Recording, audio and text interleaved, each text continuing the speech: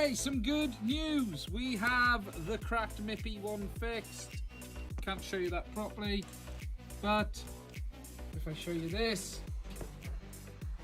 we have video. It's taken about 8-9 attempts to get it because I don't have a reballing stencil on this one. However, the swap lenses, there you go. She's all done, she's all sorted and working. So, yes, this is what I have been doing for the last few days. You see in front of you here 6 HDZero VTXs. The gentleman's in the chat, and we're going to talk a little bit about this. But as always, we're going to talk about some other stuff as well. Let me move that into the middle. Put my monitor in the wrong place. I can't quite see. Strange. Good morning, good afternoon, good evening. I hope you are all well. It is another Sunday night and it's time for another live stream. Now, it is Father's Day, but as it's 10 p.m. here in the UK, my kids are in bed and I thought, I'll go ahead. I'm going to have a gin to start, and then I might have a bottle of cider, which I've just put in the freezer because it was a little bit warm.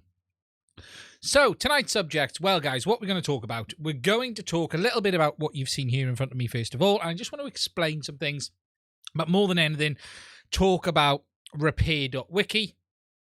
We're going to talk about flight controllers, because I think we're going to see quite a lot of changes in flight controllers, and we're starting to see hints of this.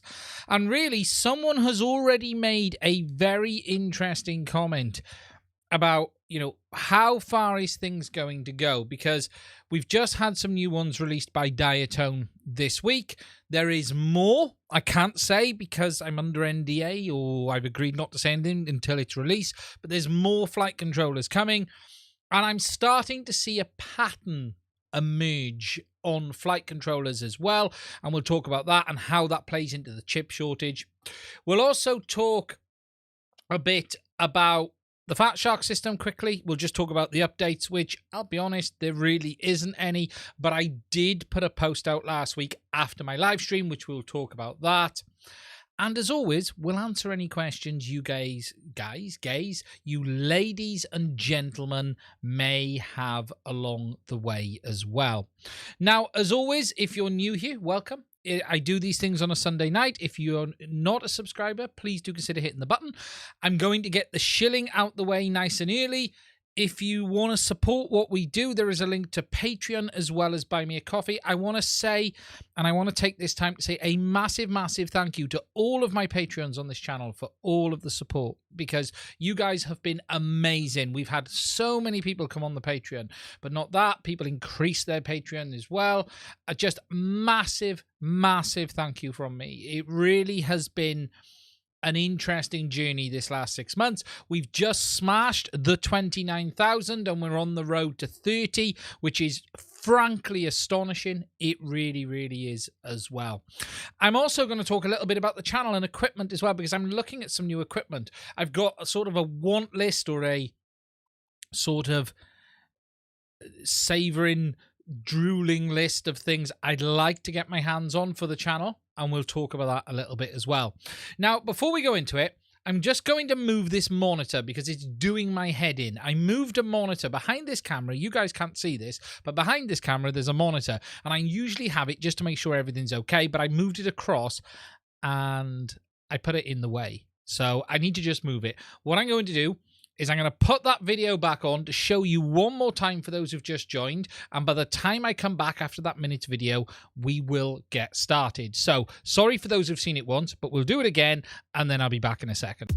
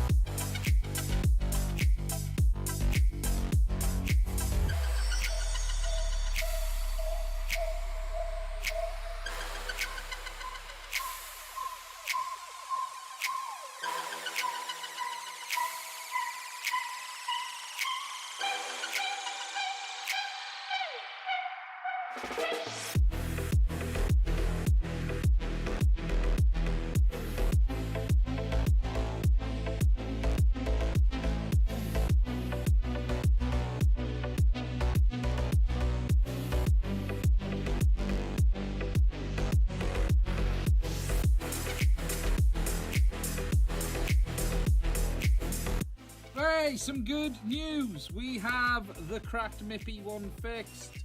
Can't show you that properly, but if I show you this, we have video. It's taken about 8-9 attempts to get it, because I don't have a reballing stencil on this one. However, swap lens. So, sorted. Sorry about that. We're back up and running now. Okay, so to start, we have here in front of me 6 HDZero VTXs, and these were sent to me by one gentleman who had 3 off another gentleman as well. They're all labelled up for varying reasons, and they all had similar stroke different faults in different ways, in the sense of we had 2 with Mippy damage, we had 1 completely dead, which was brand new, and then we had 3 completely dead, which strangely all had the same problem. Now, the first thing I want to talk about is sort of why these VTXs failed, and address a few comments and questions I've seen around the place of, you know, are HDZero VTXs not very good? Are they not very strong? And just explain a few things, and then we're going to hop over to Repair.Wiki, because on Repair.Wiki I've been uploading information. I've put even more up this week, but I've put some very specific diagnostic info up there on what you guys can do to check these VTXs for yourself. And whilst you might not be able to repair it, you can certainly take a crack at understanding what the score is. So the first question to answer is, are these VTXs fragile, brittle, easy to damage? And the answer to that is yes and no. And the very basics is, yes, they are quite easy to damage. No, it's not specific to the HDZero VTXs, in the sense of it is the method of construction that is the cause of many problems for what we do, and not necessarily the quality of the product. And the biggest issue here is lead-free solder. Lead-free solder is so soft, and you couple that to the kind of manufacturing technique for surface mount components, and you can literally pick stuff off the board with a pair of tweezers. It will just come off. So the thing to understand is these VTXs are more delicate than what we've seen in the past. They have so much more on them, for starters. You have 3 or 4 voltage stages. You have obviously the main chipsets, which are BGA, and you've got the Mippy chipset as well. There is more to go wrong on a HDZero VTX than there is an analog VTX. There is just as much to go wrong in the DJI VTX, but the reality is DJI pretty much encase it as much as they can, whereas HDZero have gone the lighter route, which comes with these kinds of issues.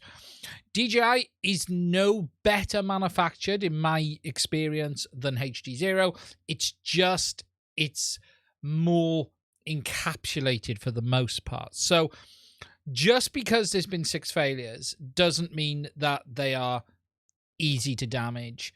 The type of flying we do, it's asking for problems. Now, we've got the gentleman in the chat as well, as he said, he popped on the bench, didn't space it enough. They are easy damage. Now, that isn't to say there isn't some things you guys can do to help on these, because there is some stuff I would personally recommend people do whenever they get a HDZero VTX, and one of them is wet the pads on the UFL and put some lead-free solder on it very carefully if you're experienced enough. That is the #1 weak point on pretty much all of the HD VTXs. It's the UFL. On the Vista as well, I'd say the same thing applies to that. That UFL connector is very, very delicate. And the lead-free solder, the problem is the connector sits on top of the solder, so it can be peeled off it. And that's the big issue. So there is some stuff you can do. There is some things we can be careful of. Now, of these boards, there was something very interesting. 2 were broken UFLs with a couple of other issues. One of them was dead, which we never fixed. But the real interesting ones was the ones I've got here labeled D, because these weren't from the same person. These were another person. And the real interesting thing on these VTXs is they all had the same problem, is that they were dead. And I actually found the same failure on all 3 VTXs. if I just hop over to the desktop, you guys will see, I'm going to move my mic. I've actually set up another camera now. Instead of me having to look at that one over there, I now have this one up here in front of me rather than having to look to the side like that. I'm not 100% happy on the angle of this one, but I have got another one set up. Now, you can see we've got Repair.Wiki. If you don't know what this is, it is the website that has been driven by Lewis Rossman. Lewis Rossman is the person who does the Apple repairs. It's a website where people can openly upload information on various stuff, putting it in a public domain on how to repair things. And you can see there's all sorts here. We've got printers, look, there's info on them. There's info on mobile phones. There's a lot on MacBooks. But there is also a dedicated drone section. Now, someone had been uploading a lot of stuff on the Phantoms, the Mavics, and stuff like that. But I've been uploading all of the FPV stuff, or not all of it, actually, it's not right for me to say all of it, but most of the FPV stuff. So, for instance, I put stuff up for the DJI, which you can see here, showing you what to check, what goes wrong, what each component does. I've labeled it up there as well, and then showing the Vista and how to repair the diodes. I put that up there. We've got, I put some info up on the P1 chipset, which DJI use. I put that there for a reason, and I put my write-up on that in there as well. But I've also put in a lot of HDZero stuff. So we have the HDZero VTX, which is the new one. We have the Sharkbite VTX module, which is different again. And then we have the VTXs. Now, this is where I've been putting most of my work in recently, which is, you can see we've got the Race V1 and V2. And if you click on the images, you can make them larger so we can actually see the boards. And if you scroll down, you can see we've got the Race V1, V2, the new Whoop light, the new camera, and then the original Race VTX, the dual board one. And then below at the bottom, we have some diagnostic info, and I put some common issues, just like that one we showed earlier, look. Cracked MIPI chip on the corner. This does happen mostly, and it's not in every case because the user who had the cracked one here didn't do it this way, but some people put a cable tie through here and it can lead to damage on that chip. But basically any impact on that chip is going to result in damage, so that's showing you there what to look out for. And then there's this new fault, which I've discussed here, which was what I saw on all three of these VTXs, and that was a burnt out coil. Now, this inductor is on the power input circuit, and all three of those VTXs had the same fault. We don't fully understand why at this point, and my thought process is leading me to be there's something specific for the person's build that was causing this. But all three of these had a burnt out coil. I did a live stream talking about this the other day, and you can see, if you didn't see it, but you can see that the coil is sticking. We fixed it. This one actually gave me some trouble, but we did get it working in the end. Now, the thing to understand with this VTX, and if we go on to the full size, it has a rather interesting power in stage. So the way all HDZero VTXs work is they basically take your battery voltage, convert it to 5 volt, and then it's converted down to lower voltages after the 5 volt regulator. But everything basically is supplied off the 5 volt regulator. So if the 5 volt isn't working, you won't get any power, you won't get any of the others. Now, the power input works on this board as follows. You've got your power input here, which comes through this diode here, which you guys can see. It then goes over to the other side of the PCB, onto this pad here, through this coil, out there to various places, but also then comes back onto here, onto this pad, on this diode, onto this capacitor, and into this leg of the first one voltage regulator. Okay, so the interesting thing with that coil is voltage comes in through the voltage protection diode, then through that coil. So my thoughts on this burnout is something has shorted after the coil because something has caused it to let go. And my belief is, and the only thing I can think of, is if there was some form of contact with the frame along here. If anything here contacted the frame, it would basically burn that coil. Or contacted anything else. I think something may have contacted along this area here. It's the only logic I've got for burning the coil. I don't see us burning the coil otherwise. So that was the cause on that one. And as I've said, I've marked it up to show you guys what to check out for if it's not working. Now, I've also put together this. This image gives you an overview of what is working and what you're looking for on this, okay? This shows you the test pads around the board, which you've got the various test pads. It shows check MIPI, cracked, buck converter, takes 5 volt in, 3.3 volt coil, 1.8 volt coil. Shows you V out to the regulator here. And then on the second image, it shows you V plus in from the goes to the other side of the PCB. It's hard to see because when you're writing over the board, it makes it a bit difficult, but it shows you what to check. Now, the very simplest thing when you're doing any diagnostics on this Whoop VTX is really easy. You come in here and you look for 5 volt. You look what voltage is here, right here. I don't know how easy it is for you guys to see on me showing that, but basically where this red arrow is here, you check here. You should have basically bat voltage less diode drop, 0.7 of a volt. You should have basically battery voltage within 1 volt is the easiest term to use on that capacitor there and there. If you don't, the coil has burnt out. It's that simple. That's the easiest way to check. That really is.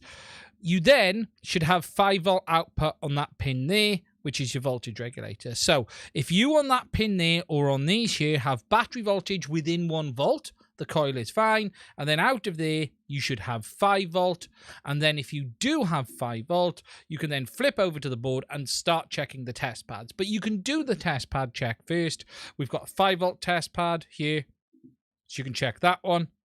You can check the 3.3, the 1.2. But the thing to understand on the Whoop VTX is you've got to have 5 volt before you have 3.3, then 1.2. And then you've got the dual buck converter there that does the 3.3 and 1.2. But the basics are, I have uploaded all of this onto Repair.Wiki for people to have the info themselves if they want to do the diagnostics. So it's all up there. There's also diagnostics on the Race V1 that I've done as well, telling you again what to check. Very similar setup, done it before, just showing you where to go and what to look at and showing you the test pads to check and what voltages to go by. So moving that over to there, that info is all up on Repair.Wiki. You can find it, you can go check it out if you're interested. I have had an incredible amount of people reach out to me over getting stuff fixed. Both people wanted to reach out and say, look, can we send you this? We don't want it back. Can you have a look? And you can make a video on it. I want to say a massive thank you to everyone who's reached out. I want to take in as much as I can, but I'm also stopping a second to try and figure out what I'm going to do. Because number one, I don't want to give my address out to every person in the world. I've given it out to a few people already. And to those I have, please do appreciate, privacy and all that nonsense. But B, I also have to be careful that this isn't a full-time job fixing VTXs, because I could, looking at this, I could make it a full-time job by the look of it right now. So I want to offer something, but I need to find a new way of working this out. So I'm going on pause for a few days until I understand what I'm going to do. I've looked at the cost of a PO box in the UK, but it's like £300 a year for a PO box, which is incredible money.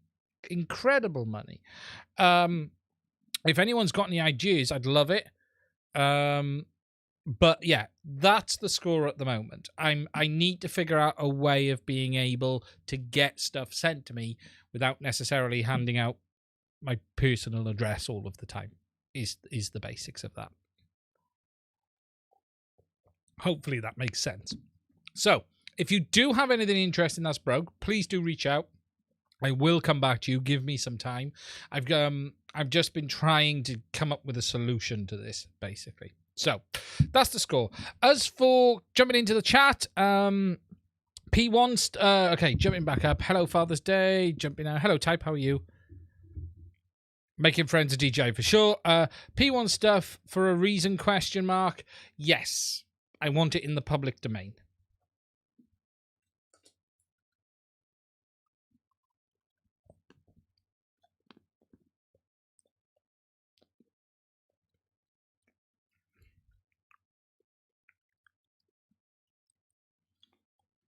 Yeah, I need to figure out a solution on that. MC Creations, how are you? Duck my squeeze, hello. Instagram, maybe push down on the USB. That's a really interesting, could be. I believe those boards went into the same aircraft. I do believe all three went into the same aircraft. So, yeah, it is possible. I think there's no sign of damage there. But I think for all three to have the same fault, and I've not seen that fault before, there is something specific to his setup that's doing it. Personally. It's going to take some current to be in the coil, but it does make sense the coil goes. The coil will go before the diode. 1 second.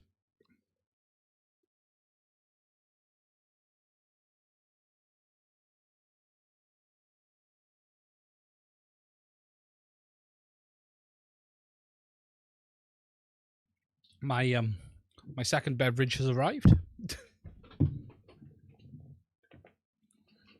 So yeah, I do think something's caused it on that. So yeah, I need to have a look at some mail forwarding services. That's definitely an option. All of this is an option. I just need to get something in place. That's all. I just need to get something in place just for that side of things.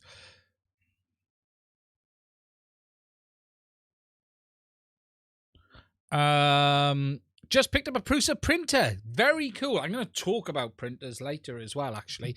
You've reminded me of something. Congrats, my friend. Very, very good printers. Mine's over there. Go to the wide view. You can see it there. And there are going to be 2 more printers here, hopefully soon. Hopefully got some interesting stuff on that.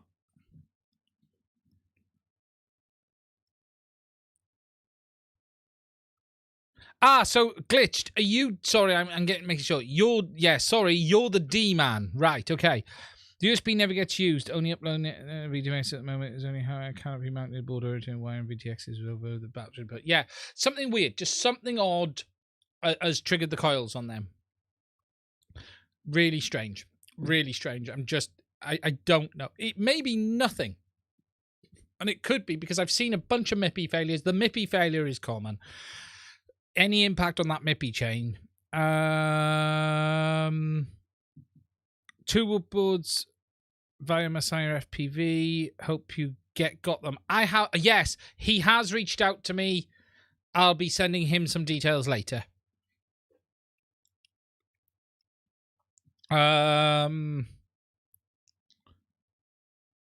Pop silver electric tape under it. Yeah, interesting. Yeah, so it's but it's interesting. So that's the score with the HDZero boards. There's a lot of stuff on Repair.Wiki. If you need it, it's there. I've got a 2-hour video I put out. Yes, I did a live stream on Saturday where we did the repair. Was it Saturday or Friday night? I'm losing track.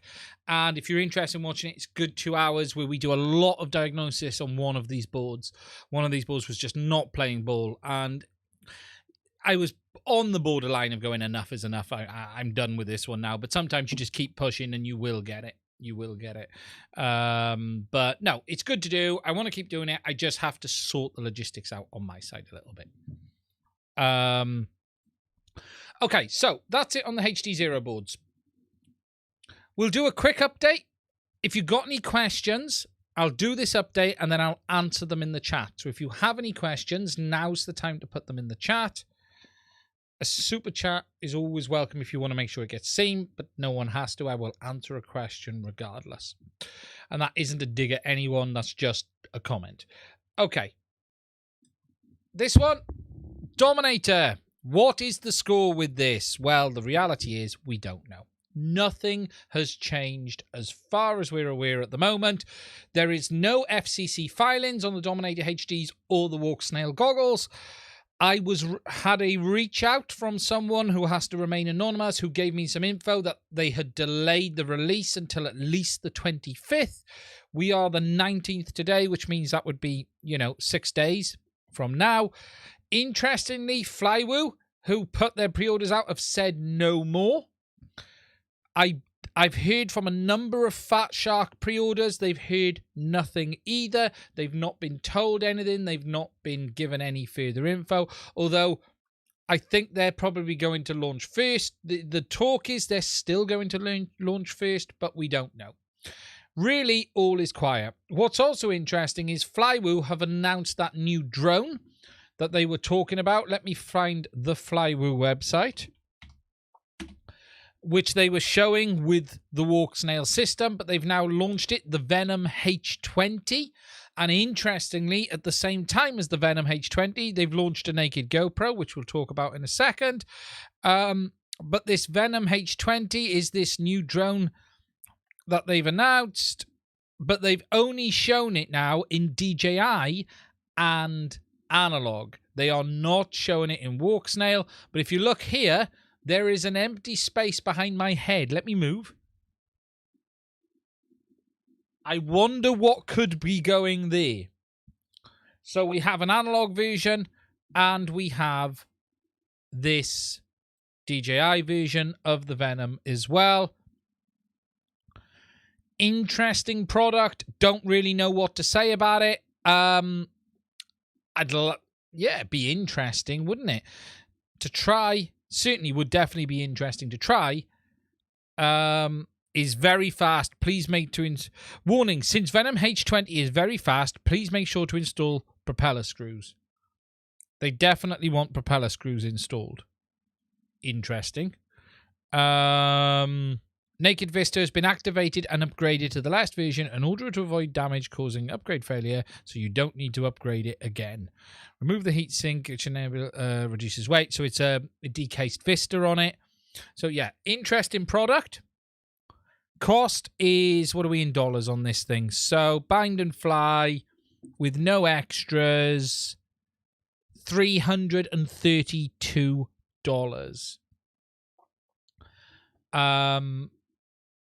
Interesting.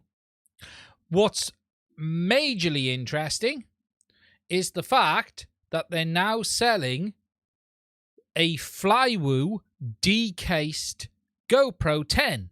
So it's called the Flywoo Action Camera Ultimate FPV Camera.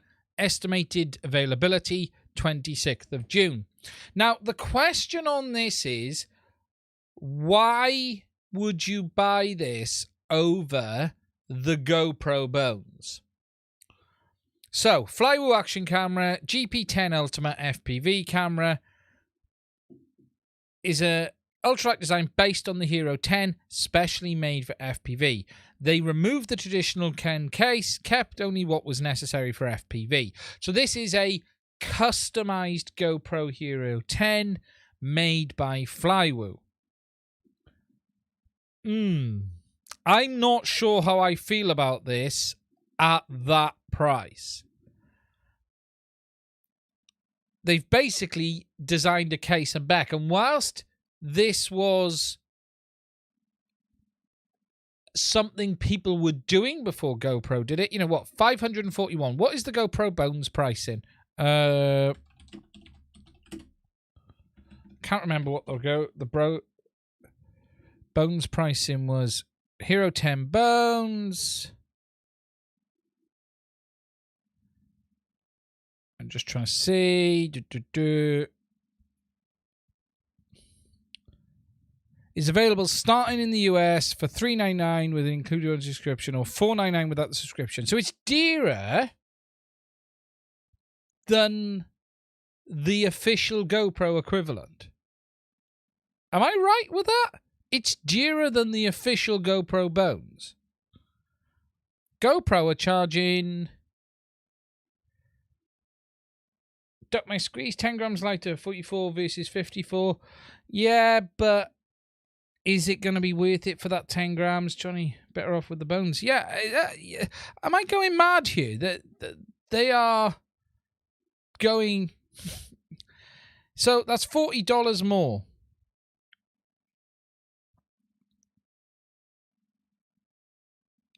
That... Flywoo price leaves your wallet boned. It's a great comment. I really don't know what I think about that. I'll be honest. I don't know why they've made that. Okay, I get why they've made it, because you can't buy the bones outside the US. It's worth saying that at the moment. And you've had all of this hoo-ha over the bones getting replacement cost and stuff like that. But I don't know how this is any more of a better option, if I'm honest. I really don't. Yeah, bit of a strange one, that. Bit of a strange one. It's available. It's there. But personally, I think the bones is a safer option. You're getting a factory custom with GoPro's support on that, rather than this, where you're dealing with a manufacturer who aren't the people who've made it. Before GoPro had done it, I get it. It made sense, but it doesn't really make sense to me now why you would do that. You know, so that's my thought on that. So with regards to the avatar and everything, we don't know anymore. We'll probably know more in the next week. Flywoo have released the drone, but not that version. And really, we're all just in a holding pattern, waiting to hear what's happening, and we'll go from there. So we'll have to see. Okay, time to catch up on the chat. I don't get to know. Thank you, John. Sorry, I forgot. There was me talking about a product that we'd like to have information on, but I forgot. You don't get to know. Sorry, Drew. You're going to regret those words. Good evening, Gary. Okay, so going up the chat a bit. Hey, Failsafe, how are you? So, Johnny5, good evening, my friend. Ken Lipper, hello, my friend. MC Creations, type Skull. I'm just going to track down. Removed due to holdups. What's a proper overclock speed for an F405 Mini? What's proper overclock speed for an F405 Mini FC? What do you mean by overclock speed? Better off with the bones, as Johnny said. Flywoo looks to retain the screen on the same size as the lens. That's a major difference from the bones. DC, Flywoo looks to retain the screen. Oh, retain the screen. Yeah, the front-mounted screen. Yes. Yes, that is a good point. If you look, that screen is on the front, clearly. It's there. That's a very good point. Bones is US only, as MC Creations said. Better off with the bones. Will this get hit with that as well? Yeah, it'll get hit when you come in. Which can go to, as Type quite rightly says, price of the Flywoo GoPro 9 is a bit more tempting than the GoPro 10. 40 good for 10 grams. No, duck my squeeze. So $40 for 10 grams. No thanks. It'd be a good deal for... Terrible deal for the camera. Especially when you compare to... Yeah, the support, it's not good. So $40 for 10 grams, no thanks. It'd be good deal for weed, but it's a terrible deal for a camera, especially when you compare Flywoo support to GoPro. Is anyone coming out with a gimbal NVC camera? Question. Evening, Gary. So, yeah, interesting one on that indeed. Okay, so... That's the score. We don't really know anymore. Your lab needs thermal imaging. I would love a thermal imaging camera for the lab. I would absolutely love a thermal imaging. There are some really medium-priced options out there. The small flares for the phones aren't really good enough. I'm just going to cough 1 second. It's because I've just put some nuts in my mouth. I'm going to open this cider. I would love one. There is, though, some nice bench ones out there. Let me just find what they're called. I've seen these on not Banggood, AliExpress.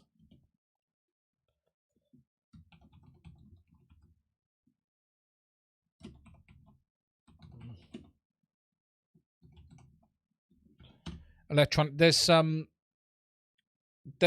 of these bench type ones I've seen which have had good reviews. Let me just see if I can find them.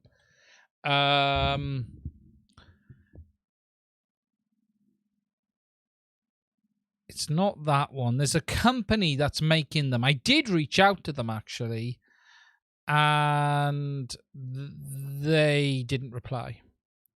Electronics Repair.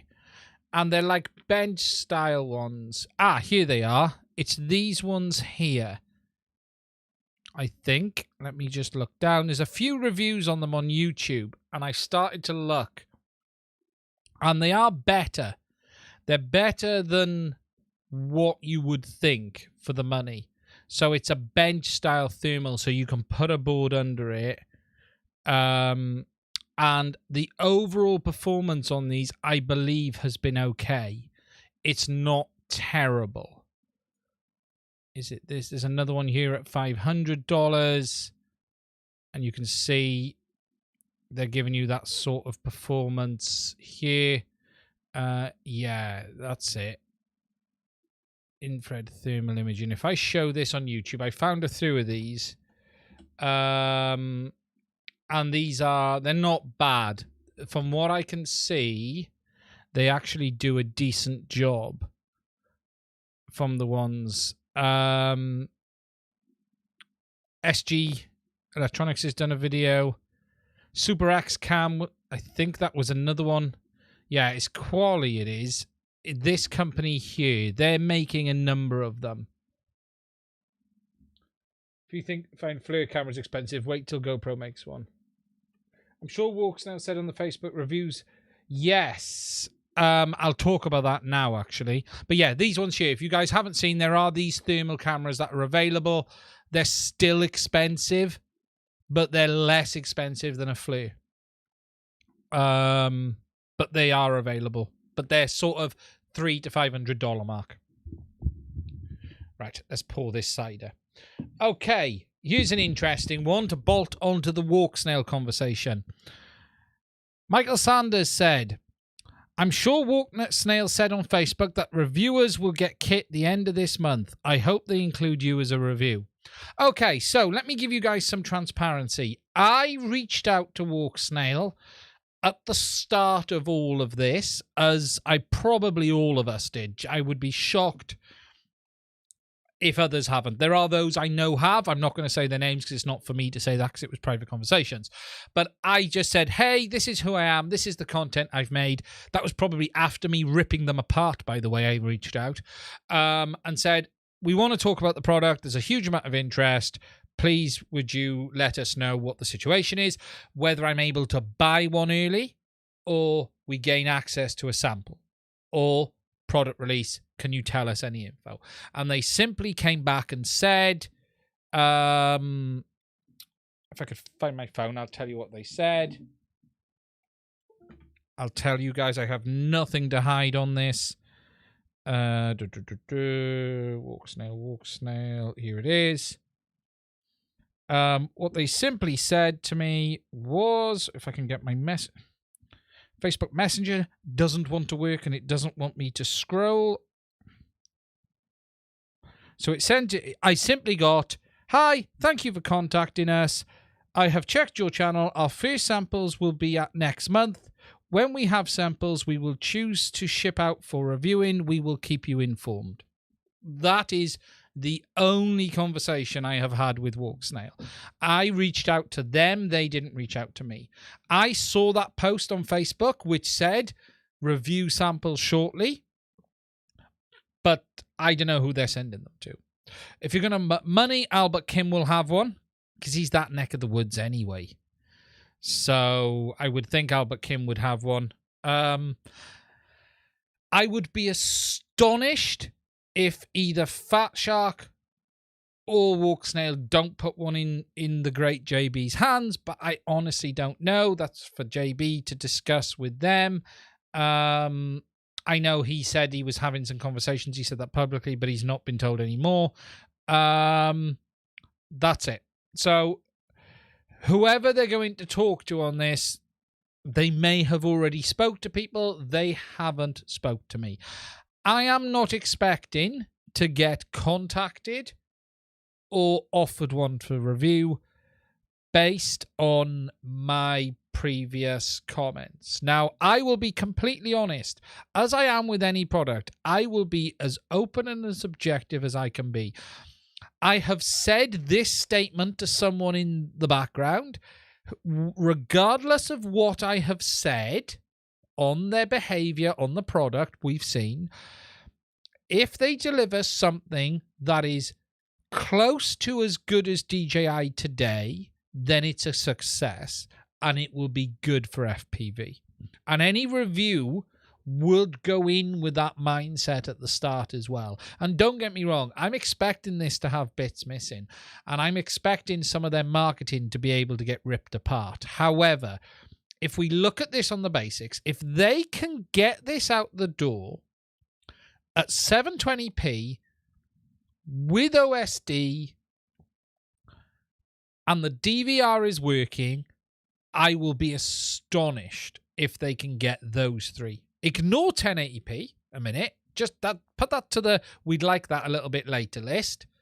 If they can do 720p 120 frames a second, OSD and airside DVR working, I will call it a win. Okay? Because that is already. If they launch this without OSD or without the airside DVR working, that's going to be a tough swallow. And I will be honest.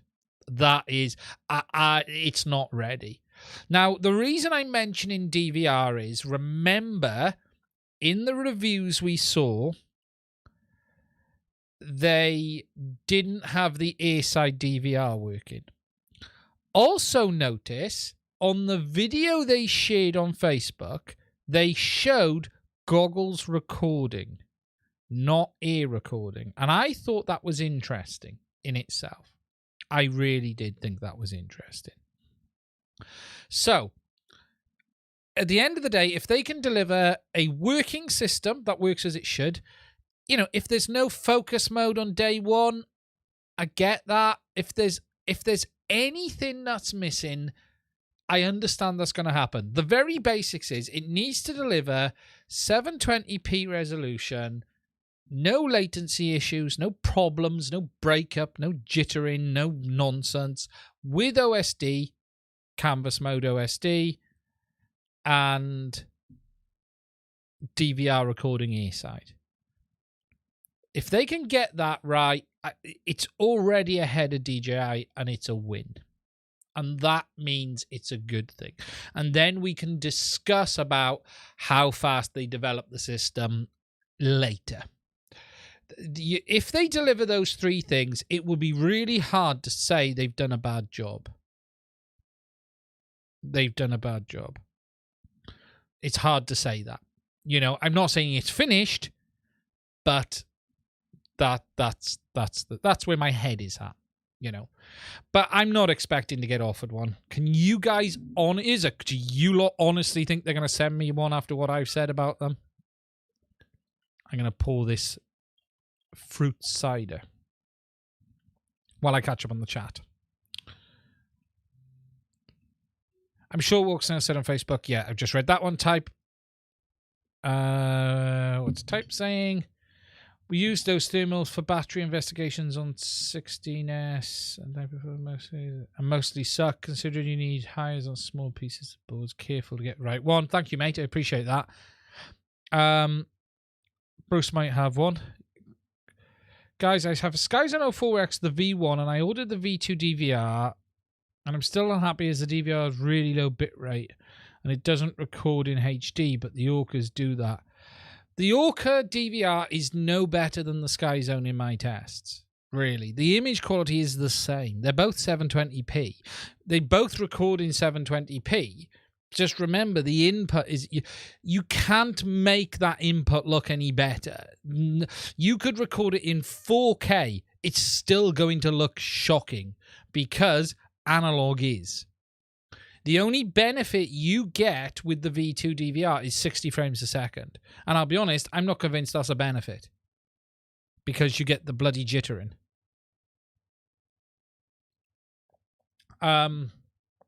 So, Agahan, Orqa's is no better. The Orqa DVR is not really any better at all. If you want to see the difference between the Skyzone DVR and the Orqa DVR, in my Skyzone video where I talk about the issue I raised, I show the Orqa DVR. And I have a peanut.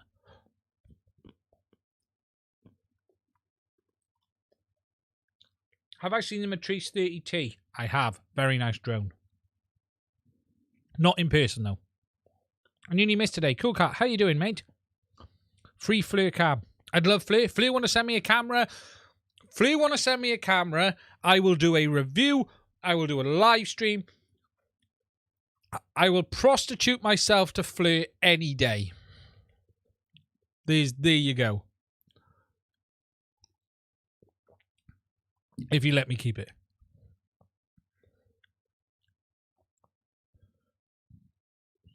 I might consider switching from DJI for the goggles. DVR records OSD. Yeah, that's going to be a big one. I don't think it will. Here's an interesting thing. I don't think their system will record the OSD either. And there's a reason for that. The way they're going to overlay the OSD, I think it will record after the card. I don't think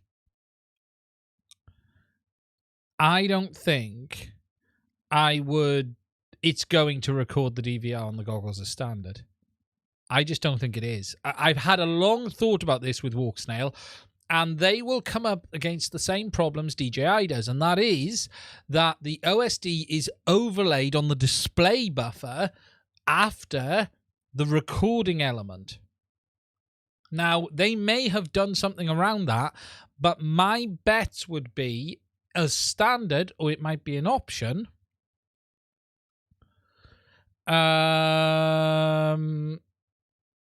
would be to do it between the two, but my bets are it won't record OSD. On the goggles, yeah. My bets are goggle side it won't. I would do a naked review of a Fleur camera, and I'm not on about the camera. Junus.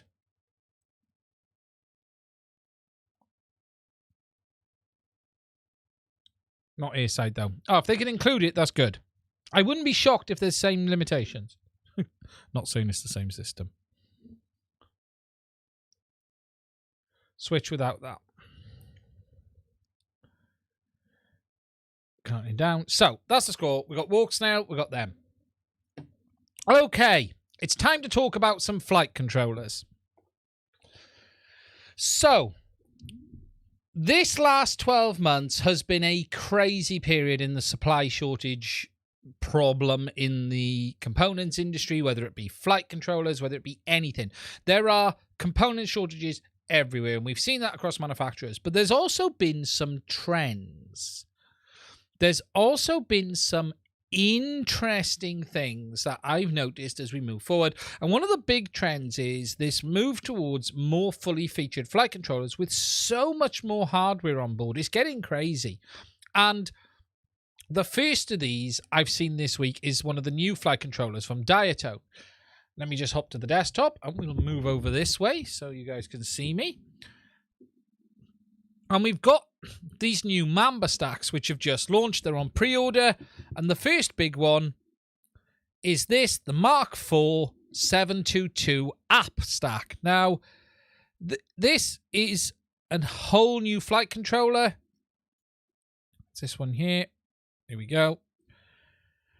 And what's interesting is they are shoehorning on more and more stuff on these flight controllers now. If we look at this, right, you can see this flight controller. We can scroll down here. The Mamba was upgraded again with 6 technical upgrades in 8 years. The Mark IV brings a new design scheme. So, the big change is they've moved to very large pads now. Now, the reason they're able to do this is because they've been able to get the silicon smaller and get everything on board. So, they're moving to really large pads, which is good for people wanting to manufacture, put them together, build their quads, but we'll talk about that a bit more in a minute. We're now seeing a new state of regulators on flight controllers. Now, if you haven't heard of these, they're called synchronous rectifying BECs or synchronous rectifying regulators. These are, it's still a buck converter. It's still a switching regulator, but they add a second transistor in the regulator instead of a Schottky diode or a diode. It's a more efficient regulator, and they synchronize the switching internally, and the end result is less heat, better efficiency. That's the basics. So if you do ever see them saying a synchronous rectifying BEC or a synchronous regulator compared to a standard BEC, it's going to produce less heat, cleaner power, less wasted energy. It's that simple. Their higher quality ones are going to be on the BMI 270 gyros. And really, you're starting to see this trend of Wi-Fi as well being put on all of these controllers. Now, if we look at the image on this, you can see on here, look, if we make this, they've got this big Wi-Fi antenna on the side. And we've seen it on SpeedyBee before. And now we're seeing it on others, that they're integrating Wi-Fi, they're integrating flash chips on some of them as well. This flight controllers, what's the flash on this? We're starting to see, what's it on this one? 16 meg for black box. I know you're going to start seeing more flight controllers with that increasing substantially over the weeks and months. And what we're starting to see is this trend to just force everything on the controller. We've got Wi-Fi, we've got plug and play. Now, JB's got it with his new flight controller. We've got this Rotor Riot build. We're into F-series and H-series CPUs. They've got other versions as well. But you're seeing this trend towards forcing more and more on. And when you look at this, it's really interesting, actually. If you look at these pictures, it looks like something's missing because it is. They're blanking out sections of the board they're not using, look, down there. If you look down here, this one has got a chip on that bit, but one of them doesn't. They've got a number of these new flight controllers which have different sort of setups. They're using the same board, but with different setups. Now, it's quite funny that the Diatone board is compatible with the SpeedyBee app. I found that rather funny, just as a turn of events. When you look on the spec, it says here, Wi-Fi, SpeedyBee app. I just thought that was quite funny. But we are seeing this trend of flight controllers to be including more flash, a lot more flash, Wi-Fi, all moved to USB-C now, although we're going to have to wait and see how these manufacturers play ball on that and make sure that they are installing USB-C properly. This stack with a 55 amp ESC is $113. I'll be honest, that's also the next trend you're going to see is $100+ stacks now, simply because of the cost of components. But they're all moving to this. Now, someone asked me earlier, do these stacks still have analog OSD? And the answer to that question is yes. You can see here, look, it still has the AT7456E chipset on board for analog OSD. So whilst they have plug and play digital on these, they still have that there as well. You still have the option of analog. We don't really see a trend towards digital only yet. It's not quite there at this moment in time. But this, we've got this, which is the first. They've released a few. If we go back, there's a few stacks that they've released. pre-order as well. There's a mini version, which is an f405 as well, which is a smaller version of the same stack. Again, big pads around the edge. You're starting to see more and more do this. This looks a nice board. What I do like about this, look, if you look around the edges, there's more no copper around it. You can see it's separated off. The larger boards have copper around, whereas the smaller boards don't.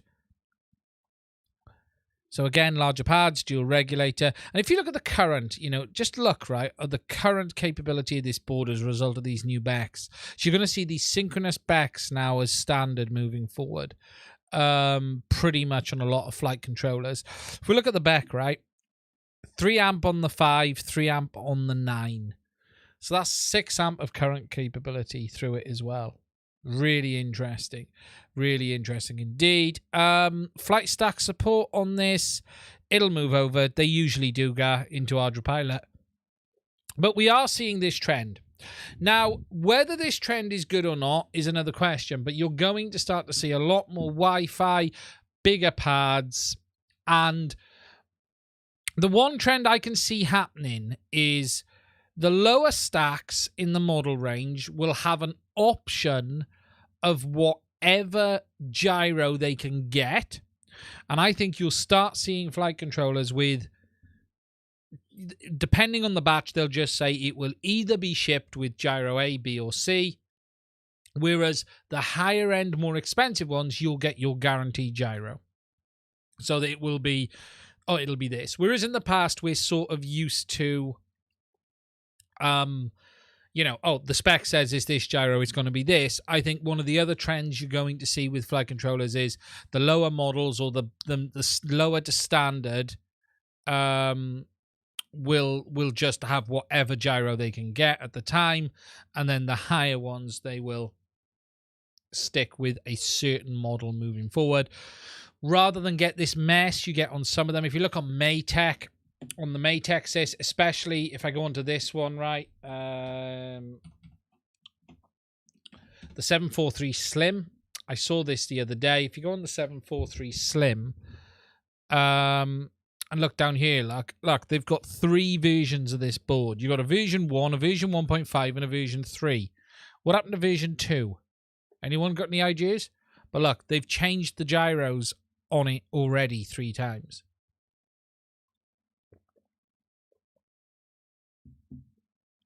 So I think you're going to have that happen. I think you're going to have them just stop publicizing what they're putting on. Let me just find that.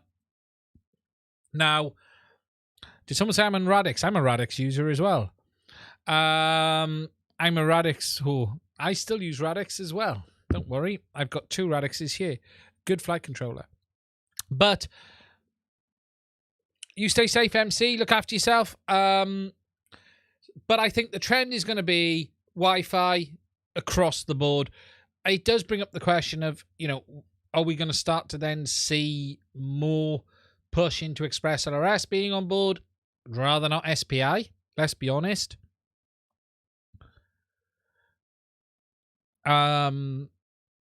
It's getting complicated. You know, all of these flight controllers are moving towards plug and play.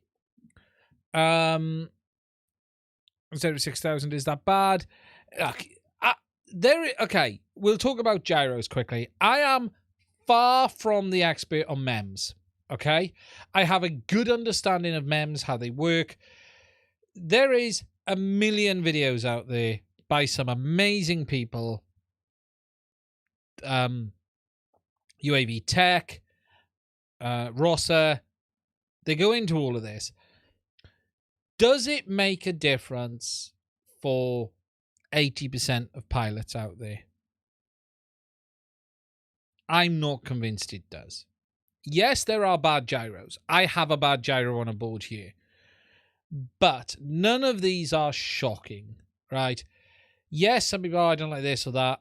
I wouldn't be too concerned about the gyro. Personally, I'm not good enough to get the difference.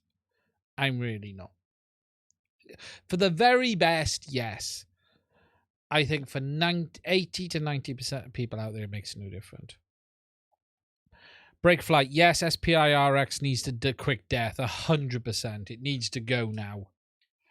My new Mamba F405 coming MP6500 instead of 6. It's not bad. Just, it's fine. Fly it. See if you notice anything. Express LRS is going to add beta flight connectivity. Seen that. That's awesome. So, the next evolution of flight controllers. They're going to be more expensive. That's happening. Don't expect these to come down any soon. Don't expect to always get what the spec says. And you're going to see the trend of synchronous buck converters, USB-C, obviously, because everything's moving to USB-C.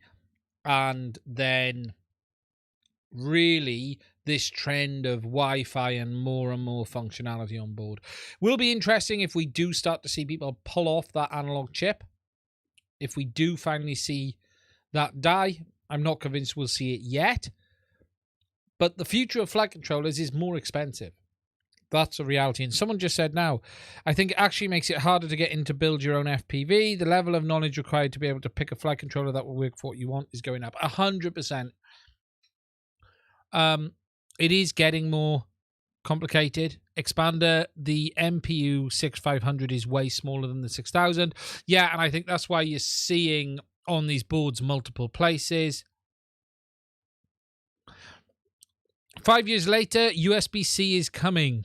Feels like ages. Yeah, and it's going to even come to Apple as well, isn't it? USB-C is fine as long as they wire the port correctly. As long there is some, JB's been talking about this with some issues on people having USB-C problems, especially going USB-C to USB-C in devices with a host port on a computer and having to use USB-C to A. In theory, there is no reason that is required unless they have not wired the USB-C port properly in the device. Now, USB-C has a pull-down resistor on a specific port to tell the cable and the device which way around it is. So the cable has a pull-down resistor and the port side should have a pull-up and pull-down resistor as well. And the idea is when you plug it in, because of these pull-up and pull-down resistors on specific ports, it should be able to detect which way around it is and negotiate the pads and pins correctly. Unfortunately, some manufacturers of flight controllers have not implemented the USB-C port to proper spec, and this is what causes the problems.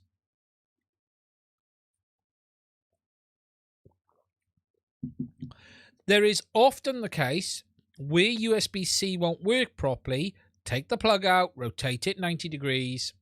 Sorry, 180 degrees. 90, it won't fit in. Rotate it 180 and put it back in again and see if it works.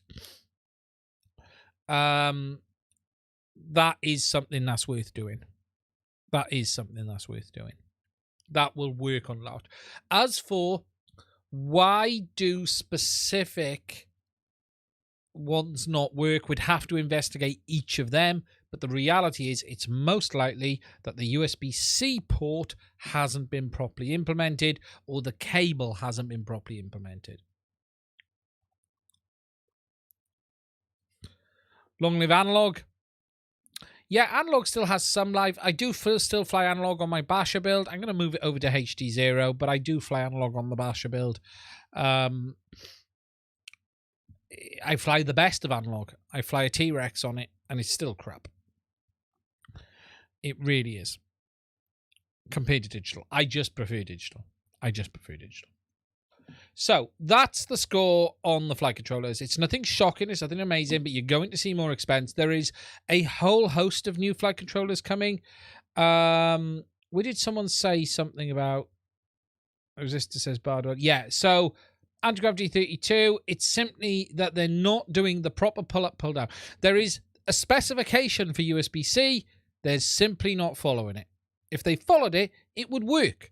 It would know what way the port is orientated. So, I've got a few of the H7 variants of this board. Dual MPU leaves the BMI footprint unpopulated. BMI version has the dual MPU footprint unpopulated. Yeah, so they're covering their bottoms on what version with the same board. That makes sense. Meteor on Crossfire. Yeah, so that's the thing on that. So that's that. We've seen the trend with Speedy B as well. Any news about DJI goggles? No. We know nothing. Nothing more on DJI at all at the moment. We had the Ronin launch this week. Am I going to go there? I lost my rag with DJI this week, is what I will say. I had a friend left at DJI. Whether I still do now or not, I don't know, because I lost my rag with him. I just expressed some of my frustrations and got the answer I was expecting, let's say. And that was about the new Ronin launch. If you guys haven't seen, and I know this community is probably not a community that follows that at all. An interesting fact for you, I have been, what rag means I got angry with them. Sorry, it's an English Welsh term. I got very annoyed with them in some messages as a company.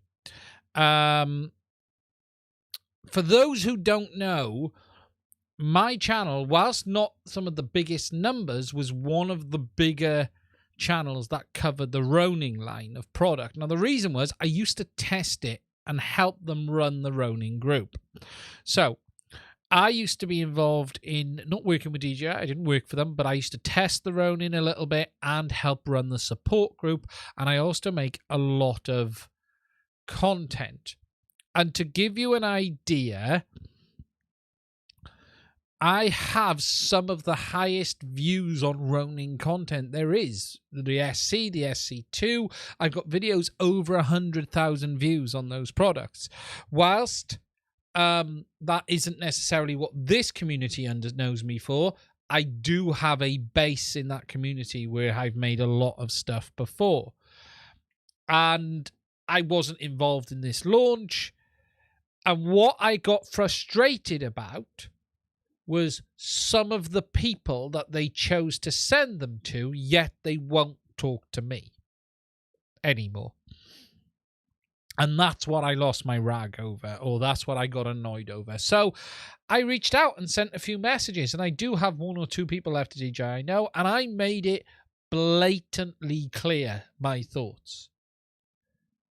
And there are 3 issues I have, and this may come in a video. I haven't decided if I'm going public on this yet.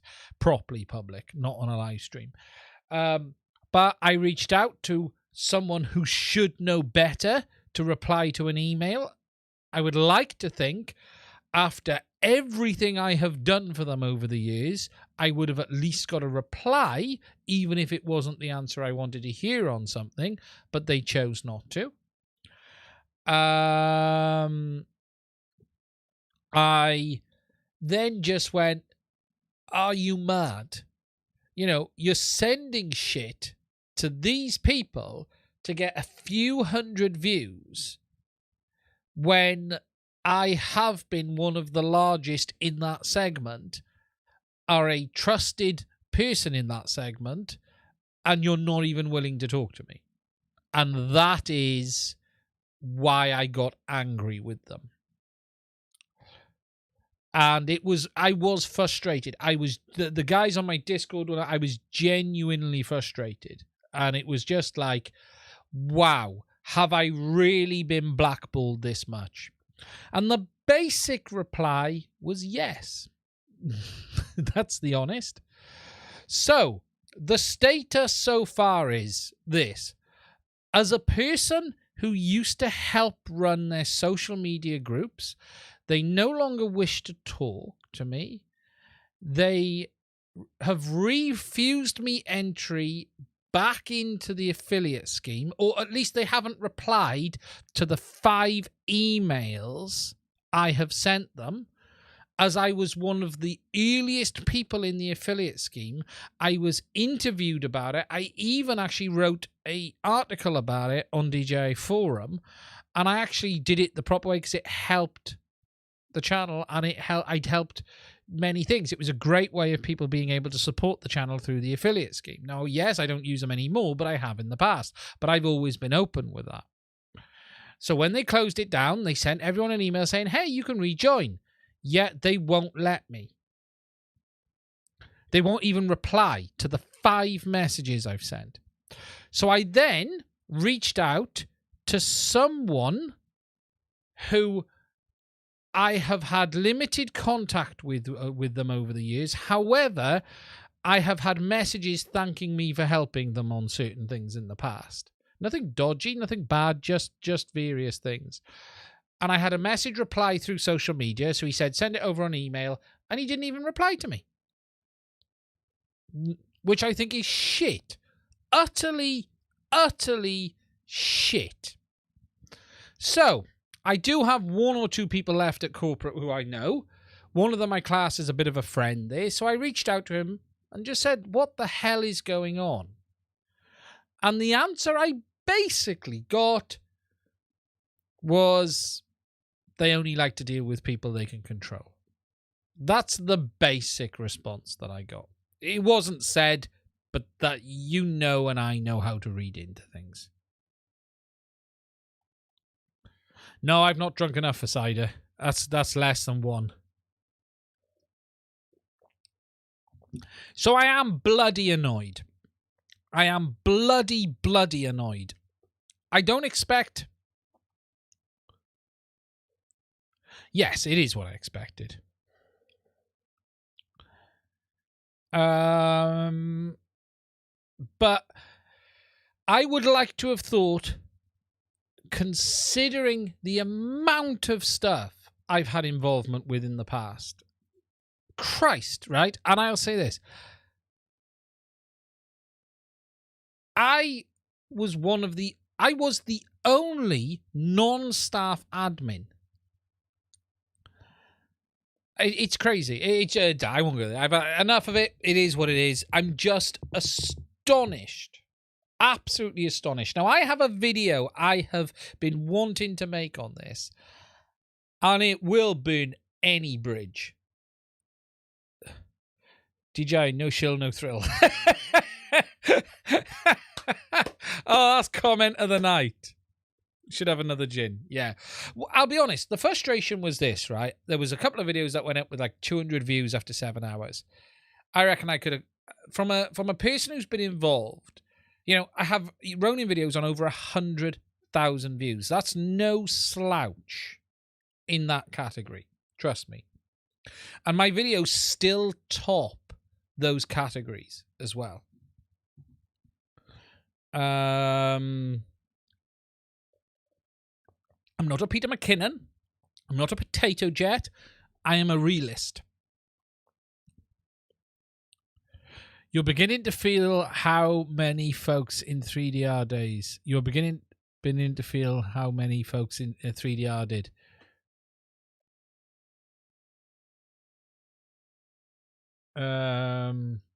Gone from Mavic Pro, downgrade to Mini 1. Now I've just ordered Mini 3 Pro. Mini 3 Pro looks a really nice drone, future bleeps. Bleeps, is it? It looks a really nice product. Really nice product. It really does. If it wasn't for the fact we had all of these goggle launches around the corner, I would have bought one. I'll be honest. If it's the goggle launches that are holding me back, I have a use case for a Mini 3. I'm just not in the position to do it right now. Yeah.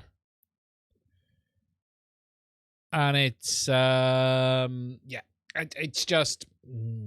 So, I've shared more than I would have, but I've got to say how I feel now with someone who matters, but it is still shit.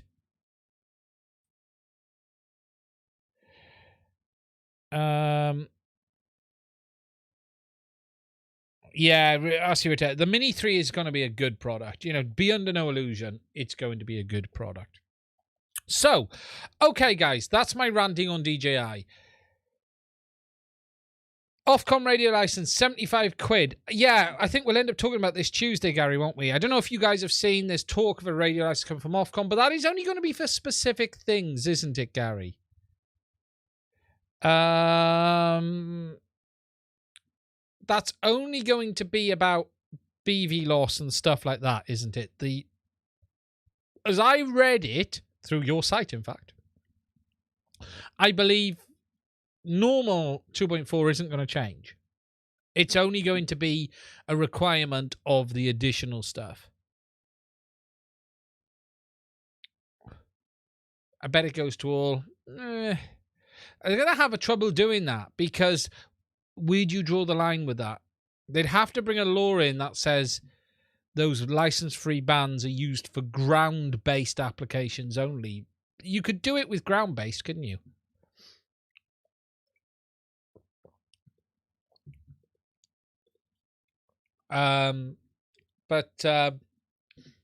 Yeah. A good link, suasnews.com. It will be on there. I will find a link and I will stick it in this after the chat. But SUAS News will have it. Gary, you got a link? Have you got a link, Gary? Gary's not a moderator. Why is Gary not a moderator? That's ridiculous. Gary, you're a moderator. You can post a link. Welcome to the hobby industry. These companies are living off the back of hobbyists for years. Look at all the free support companies get on RC groups. Yeah, you are right. Once they send this stuff to influencers who have no idea about the product, and then we search for reviews. We don't want some teenager.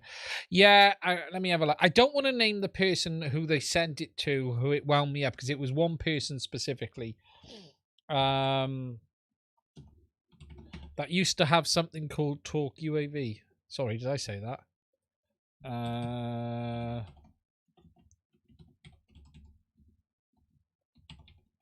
But I was just looking at the numbers. And I was like, wow, that's shocking. Wow. One of them's still below 1,000. Oof. That's not good. That's not good. I got nothing against the person at all. But, oof. Yeah. That's not good. Okay, so the next thing I'm going to talk about quickly, and if you guys have any questions, now is the time to put them in the chat before I wrap this one up. I'm going to top my glass up. I'm going to drink a bit faster. This stuff's lovely. For those who haven't seen, just to show you what this is, my kids bought me this for Father's Day. I don't normally drink cider. Mixed fruits, look. It's very nice. Very nice indeed. Okay, I want to talk a bit about equipment on the channel, because I'm in the process of trying to make some stuff better. And I'm looking to get a new audio interface. Yeah. He only makes the DJ. Yeah. Wonder why. Yeah, I think my kids picked it up. My kids picked it up for me. Yeah, it's nice, isn't it? It's really nice. So I'm looking at some new stuff for the channel. Not a question, but thank you for sacrificing your money to test the dodgy avatar goggles before we spend our money. I will be. The money is there. Look, guys, it's not my money, it's yours. You know, the reality is the avatar thing is, you know, I'm lucky. The Patreons, the donations, it is you guys who make it possible. I hope DJI don't launch at the same time, because I could be in a difficult position. I hope I don't have to buy two systems at the same time, but then again, we'll deal with that as we get to it. We have a war chest for these things, not a great one, but we have the money in the money is there to do this. So it's there, it's in place, it's not a problem. The only thing I can't do is do everything. I can't buy new equipment, I can't buy goggles and DJI all at the same time. You know, I'd love to get a Mini 3, some of the equipment we'll talk about in a minute, the Walksnail goggles, and then the DJI. That's like 3-4 grand. I simply don't have that.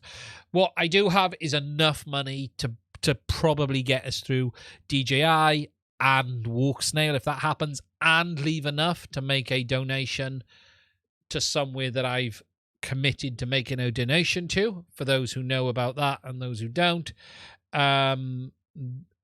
If I can't donate a system, I will.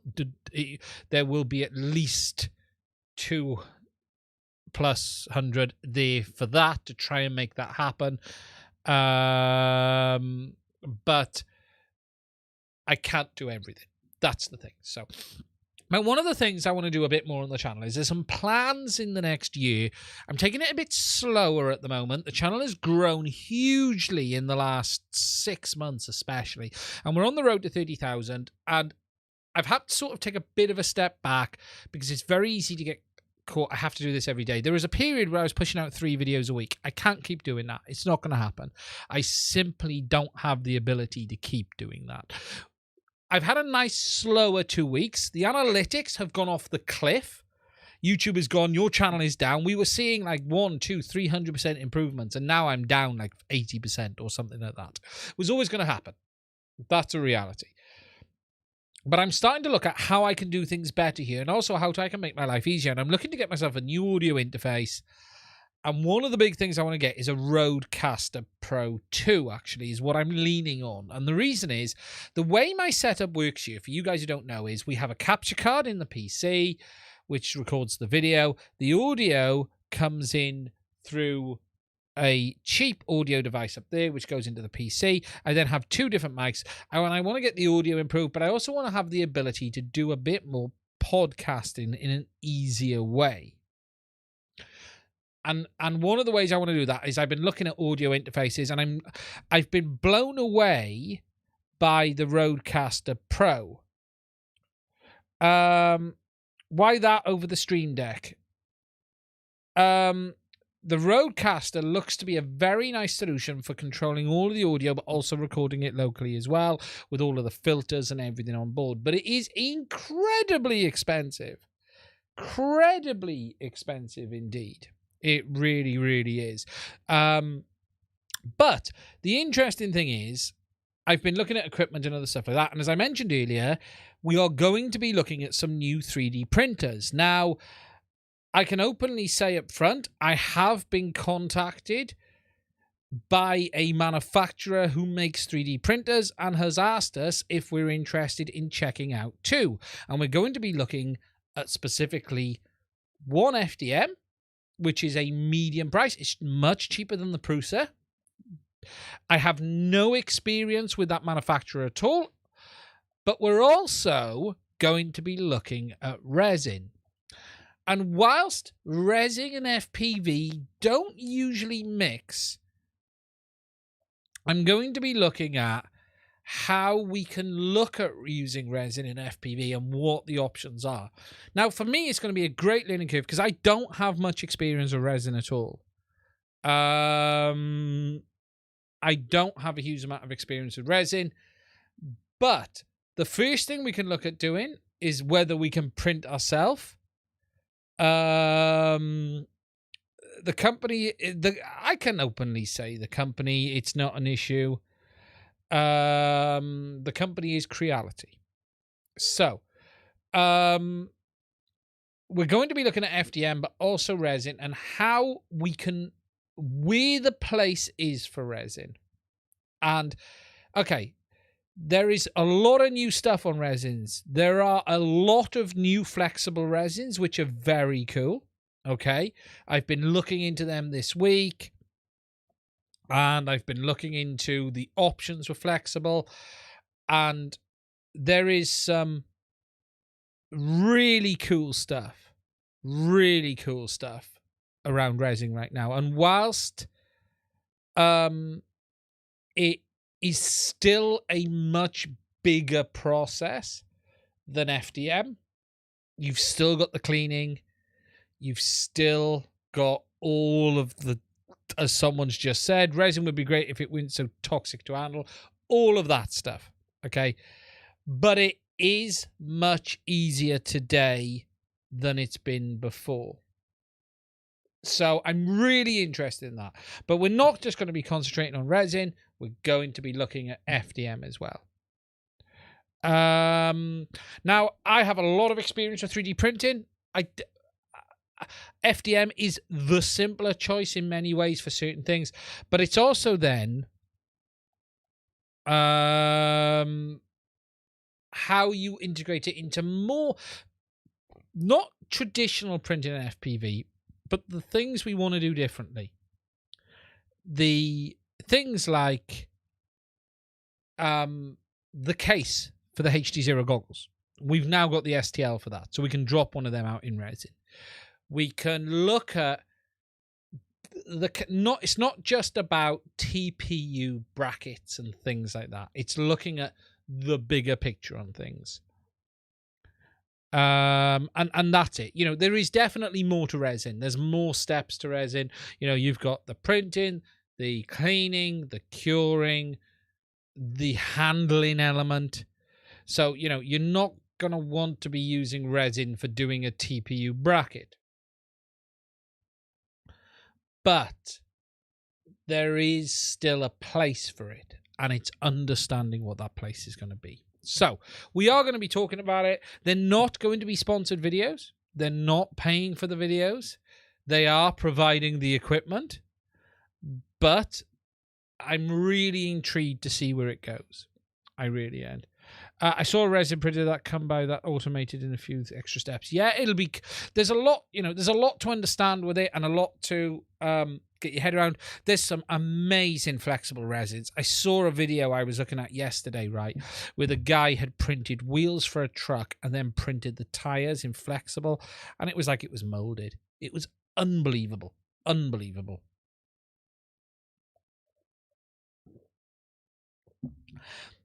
I have started to look at the Go XLR, Charlie, but it doesn't do local recording. Now, I could add a zoom. A zoom is an option.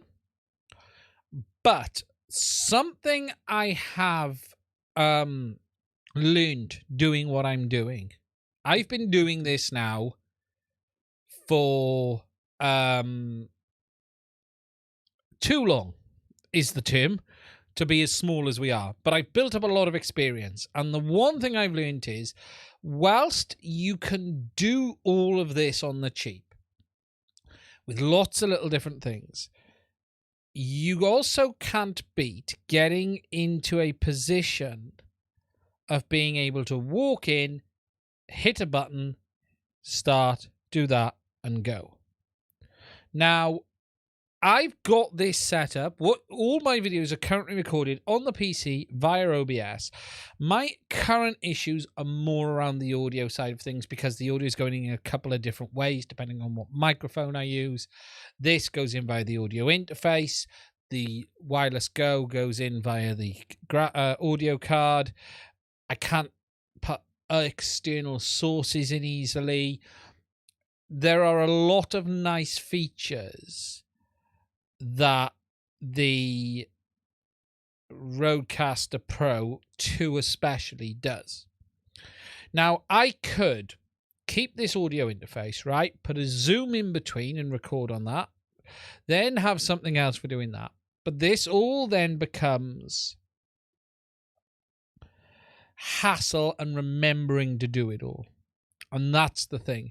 And the one thing I've done in the last year is streamlined my setup. Whilst there are 4 cameras here right now, okay? So we've got this camera is camera 1. That's still camera 1 with an overlay. That is now camera 2 above the PC. That is camera 3, which is overhead. That is camera 4, which is the microscope, which is out of focus, shockingly enough. There you go. Have a HDZero board under it.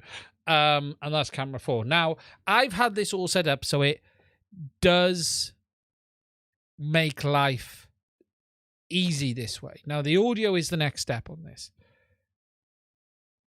This isn't the YOLO box. This is the fixed setup. Now, I am going to be streaming this week with the YOLO box. I haven't integrated the YOLO box into this yet.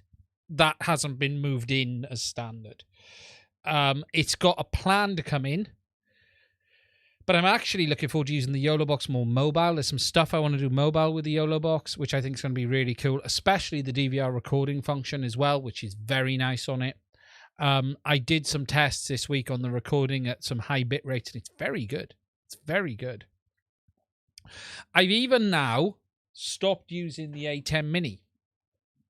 The A10's unplugged, the switching. And the reason for that is to move to 4K, like I moved to 4K 3 months ago, I had to take the A10 out because the A10 only does 1080p. Now, you might ask, why do you want to do 4K? And the advantage to 4K is it gives me more ability. And it allows me to do some stuff differently. Stream Deck, I've got a Stream Deck. I do have a Stream Deck here. There's my Stream Deck. I got the small one. I do have a Stream Deck for switching in OBS. But everything I do now is recorded through OBS. But I don't record on the cameras at all. I don't record, there's 1, 2, if you were trying to record. So it's all about trying to have a workflow. And here is a classic example. 4K streaming. I'm not streaming at 4K, but the inputs are 4K.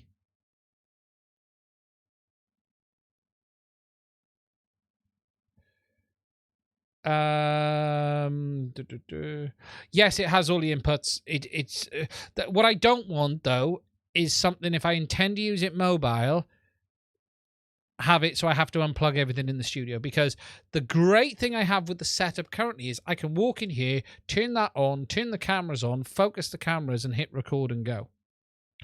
And that is what I need to be able to keep.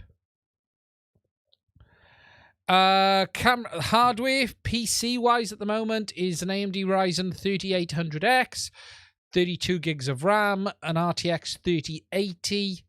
And I have the input card is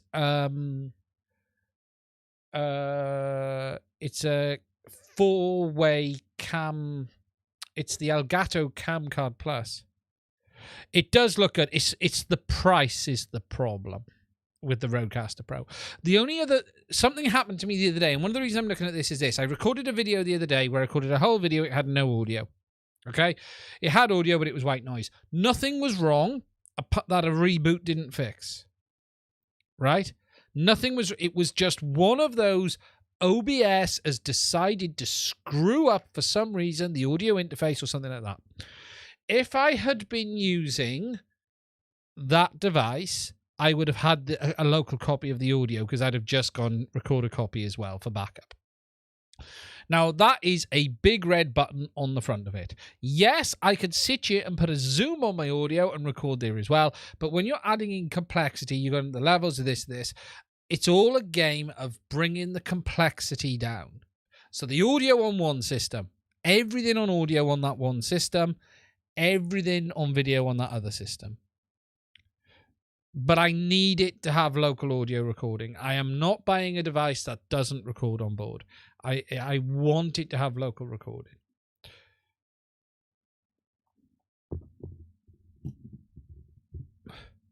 I plan to hire someone to plan and build a studio someday, not a bot grinder type. Yeah, I've got the setup pretty slick right now, but it can be better. It can be better. The local audio recording is a must for me now, just because I've had too many mistakes, too many problems, too many issues with the audio. I've got the video sorted. I need the audio now. But I was shocked how much the Rodecaster Pro 2 was. It's a lot of money. Rode know how to charge. Hello, mate. I'm starting to work with drones and I'm kind of novice. Do you mind to make a critic of one video? Would you mind make a critic of one video so I could learn more about streaming setup there? Yeah, and I'll be honest, guys. One thing I've learned is, right, you buy a piece of here's a classic. I cheaped out on the A10 Mini because I didn't go for the Pro ISO because I thought I won't need the recording. I wish I'd gone for it. one thing I've learned with equipment is cheaping out never gets you anywhere.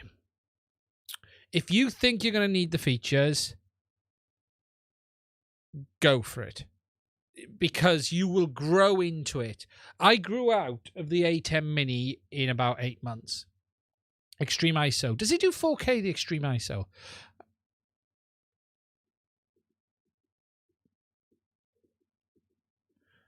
And it's not necessarily cheap, but it is the bit you don't realize is you want to push yourself.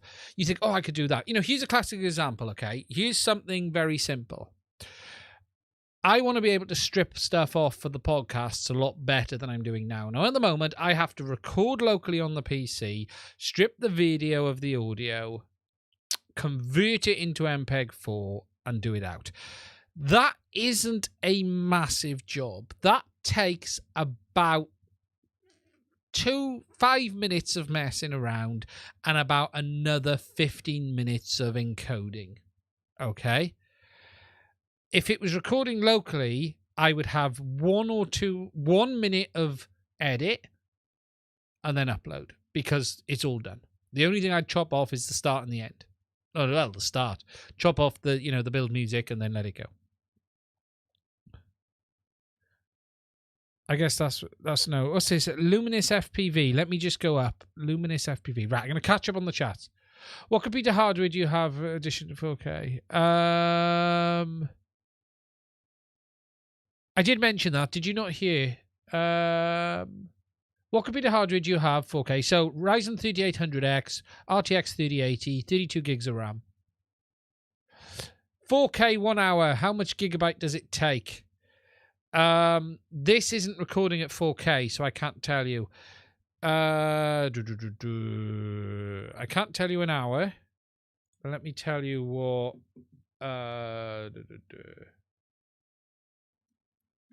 That's 4K. How long is that? 3 minutes is 5 gig. So you do the math. 3 minutes is 5 gig. Luminous MFPV. Hello, mate. I'm starting to work with Jones. I'm kind of novice-ish. Would you mind to make a critic of one video so I could learn more about it? Yeah, can you explain what you mean? Do you want me to show your video? Do you want me to explain what you mean?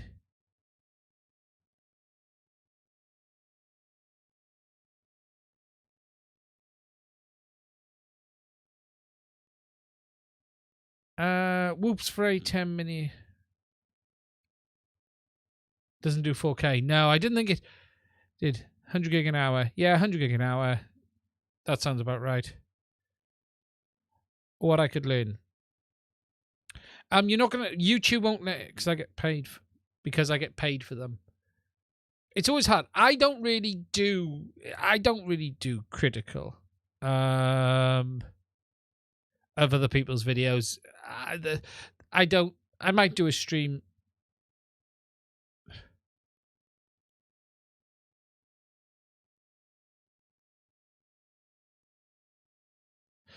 No offense, he's awesome, but I wish to share the knowledge I've gained.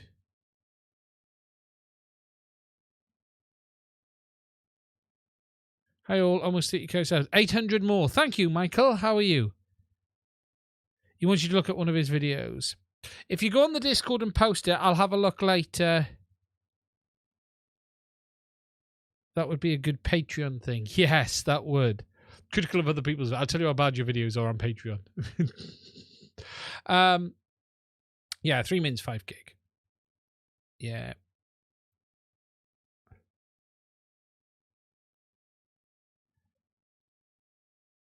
Just catching up on the chat. Cool cat, great Max Vex. Twice the pleasure. Yeah, it's tough. So I'm looking at it. It's an expensive piece of kit. It won't be anytime soon. Time to go expand it. Yes, I won't be far now. We'll be finishing now in a moment. Yeah, it's on my list for the end of year. If I can get myself a Rodecaster Pro, I have some plans, and there's a reason I'm looking at the Rodecaster. It has some features I very much like the sound of. Being able to connect an iPhone to bring audio calls in. That's interesting. There's a lot of interesting options around that. Do you know what I mean? And I've got the corner down there, which we'll be doing stuff on. So I have some plans, but not at $600. Setting up. Yeah, there's some stuff where I think we could do.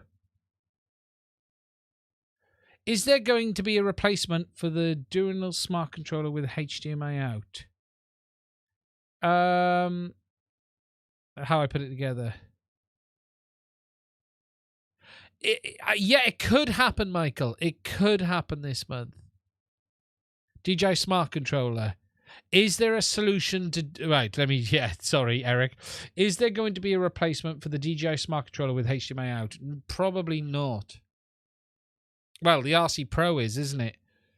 That's the replacement, but for the new drones. Whether we'll get anything in FPV, I don't know. We'll have to see. We'll have to see on that one. In fact, I'm going to stop the recording locally. Now, I was recording the stream locally. We're about to finish, so I can turn that off. My stream records take a lot less. So, yeah, the Rodecaster Pro it's not cheap. But we'll get there. It's all a game of building it up. Is the RC Pro compatible with FPV? No. None of them are. Ah, sorry. So...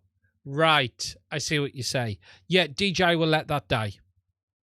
Yeah, a lot less space. If okay, the RC, right, Smart Controller, because the FPV goggles have video out to HDMI. DJI probably won't replace that. They'll just have a new product which has that facility.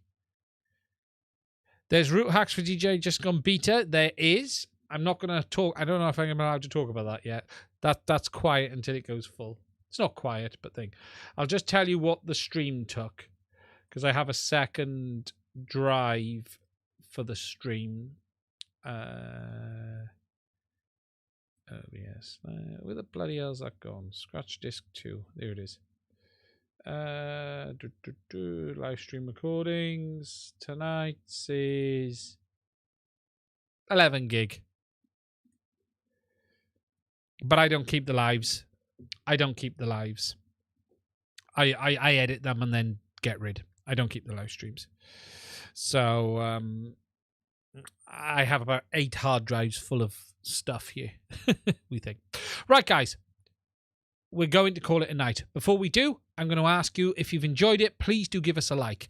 If you'd like to support the channel to allow us to keep making content like this in the future, especially with Walksnail, DJI, Rodecaster Pro, all of this other stuff going on. If you'd like to support us, please check out the links to my Patreon as well as buy me a coffee. I want to say to you all a massive thank you for spending some time with me on a Sunday night. Look after yourself, stay safe. We will be back same time, same place next week. Will there be news? I don't know. But if there is, we'll be talking about it. Stay safe. I'll speak to you soon.